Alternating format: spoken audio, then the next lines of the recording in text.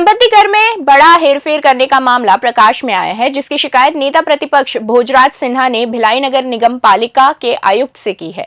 जिसके बाद भिलाई नगर निगम राजस्व वसूली के लिए भिलाई के जीडीआर रुंगटा कॉलेज को लगभग 23 करोड़ रुपए संपत्ति कर जमा करने का नोटिस भिलाई नगर निगम ने जारी किया है। नोटिस में गलत स्व विवरणी जमा करने पर पेनाल्टी नहीं लगाई गई। संस्थान ने साल 2004 से अब तक संपत्ति कर जमा नहीं किया है। जानकारी के अनुसार 25 एकड़ के कैंपस पर संजय रुंगटा ग्रुप द्वारा संचालित स्कूल, डिग्री कॉलेज, इंजीनियरिंग और डेंटल कॉलेज के अलावा आईआईटी, पॉलिटेक्निक और फार्मेसी कॉलेज जैसी संस्थाएं संचालित है।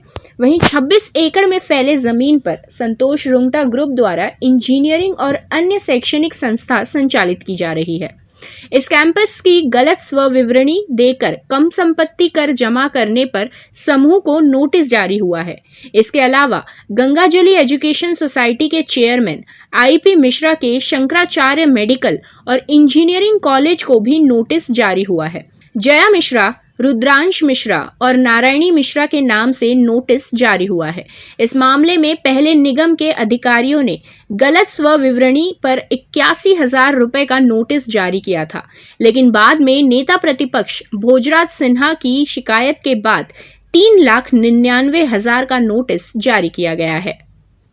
निरंतर नगर पालिक निगम विभाग के संपत्ति कर डिपार्टमेंट से, जो कि नगर निगम का कुबेर कहा जाता है, जिससे नगर निगम को जितना भी आवक आता है तो राजस्व और संपत्ति कर विभाग से आता है। इसी के तहत में निरंतर मेरे द्वारा माननीय आयुक्त जी को, चाहे वो गंगाजली एजुकेशन हो, चाहे वो LIC सेक्टर 6 का मामला हो, चाहे GDR एजुकेशन का मामला हो, उसको ले करके मेरे द्वारा कमिश्नर साहब को संज्ञान में दिया गया है। इसी आधार पर GDR एजुकेशन कोका कुरुद स्थित 52 एकड़ पर विगत 2004 से लेकर 2025 तक का किसी भी प्रकार का कर नहीं लिया जाना नगर निगम के संपत्ति कर अधिकारी और नगर निगम की सरकार पे सवाल खड़ा करता है। आज 23 करोड़ 63 लाख रुपए के लमसम का इनका 2011 के जनगणना के जो हमारी नपाई हुई थी उसके आधार पे इनका पैसा बच रहा है। अगर वास्तविक में आज की डेट में हम उनकी बिल्डिंग और उनका क्षेत्र नाप ले, 52 एकड़ में लगभग 26 लाख स्क्वायर फीट में ये एजुकेशन सोसाइटी चल रहा है।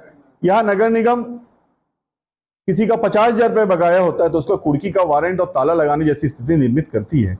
आज एक सोसाइटी से, एक एजुकेशन सेंटर से 52 करोड़ रुपए का राजस्व नगर निगम को लेना है। और आज ये स्थिति है कि अगर हमारे पास पैसा आ जाएगा तो हमारे जो कर्मचारी जो रिटायर होते हैं उनको हमारी ग्रेजुइटी का पैसा, उनका पूरा भुगतान देने का पैसा हमारे पास नहीं है। आज नगर निगम के पास विकास के लिए पैसा नहीं है। आज नगर निगम के पास अपने कर्मचारियों की बीमा के लिए पैसा नहीं है।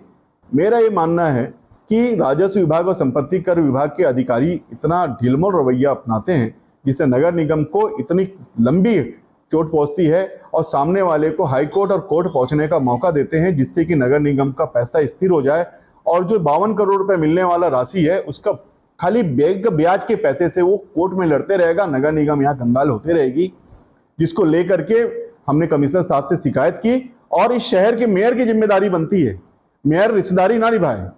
इस शहर के मेयर की जिम्मेदारी बनती है कि लगभग इस शहर के अंदर में जितने भी एजुकेशन संस्थाएं हैं, जो संस्थाएं हैं उनके गवर्नमेंट के बायलॉज के हिसाब से उनसे ना लिया जाए या लिया जाए, और जिसकी पर्टिकुलर मालिकाना हक है और गैर संस्था के नाम पर काम कर रहे हैं तो उनसे वास्तविक तौर पे व्यवहार लेना चाहिए। और मेरे संज्ञान में सिर्फ अगर एजुकेशन सोसाइटी और हेल्थ केयर वालों से अगर लेना चालू कर दे तो लगभग 200 करोड़ रुपए का राजस्व नगर निगम को आएगा। देखो क्या है, GD रुंगटा गंगाजली एजुकेशन ये शैक्षणिक संस्था है और इनके जो प्रकरण है वो पूरा हाई कोर्ट में है। अभी हाई कोर्ट में चल रहे प्रक्रियाधीन है। प्रक्रियाधीन हाई कोर्ट के निर्णय आने के बाद ही उसमें कार्रवाई की जाएगी। ये मामला ये था कि इन लोगों का कहना है कि हम लोग शैक्षणिक संस्था है और हम लोग धारा 12 के तहत पंजीकृत है, जबकि हमारे यहाँ से उसको डिमांड भेजा गया तो उनके अगेंस्ट में उन्होंने वो सब कोर्ट चले गया और प्रक्रियाधीन है, पर कोर्ट के डिसीजन आने के बाद जी अभी क्या है, जैसे अब उन्होंने उनको टाइम दिया था जैसा कोर्ट ने, उसमें उसके जो गैप था उसमें उन्होंने वहाँ चले गया, फिर से स्टे ले लिया।